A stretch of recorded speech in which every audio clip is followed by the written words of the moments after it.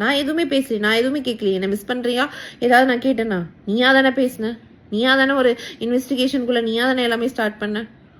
எடுக்கும்போதே சொல்கிறாரு, அட்வொகேட் பேச்செல்லாம் நான் கேட்கல, இந்த ரூம்குள்ளே அட்வொகேட்லாம் நான் எடுத்து வெளியே வச்சுறேன், மனசுலேருந்து பேசுகிறேன், மனசுலேருந்து ஜாயை மிஸ் பண்ணுறேன்னு சொன்ன ரங்கராஜ் இன்னைக்கு வெளியே வந்து அந்த 4 செவத்துக்குள்ளே நடந்தது அப்படியே போய் மாற்றி வந்து ஒரு ஸ்டேட்மெண்ட்டை வெளியிடுறார்.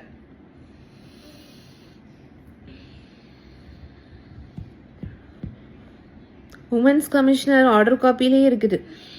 அவர் ஒத்துக்கிட்டாரு, என்ன கல்யாணம் பண்ணதை ஒத்துக்கிட்டாரு. டிஎன்ஏ டெஸ்ட் வேண்டான்னு சொன்னார்.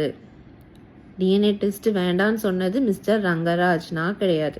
நான் வேணும்னு தான் சொன்னேன். Because I want to prove my self. அன்னைக்கு வேண்டான்னு ஸ்ட்ரெஸ் பண்ணது ரங்கராஜ். அந்த ரங்கராஜ் எங்கே போனார்? பறந்து போயிட்டாரா? ஸோ இன்றைக்கி வந்த ஸ்டேட்மெண்ட்டும் அன்றைக்கி ரூமில் சொன்ன இதுவும் ஒன்றா?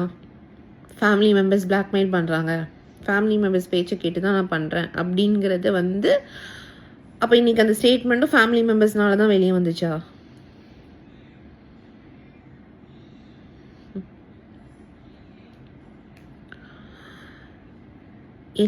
எல்லாத்தையும் விட்டுட்டு மனசாட்சின்னு ஒன்று இருக்குது ரங்கராஜ்.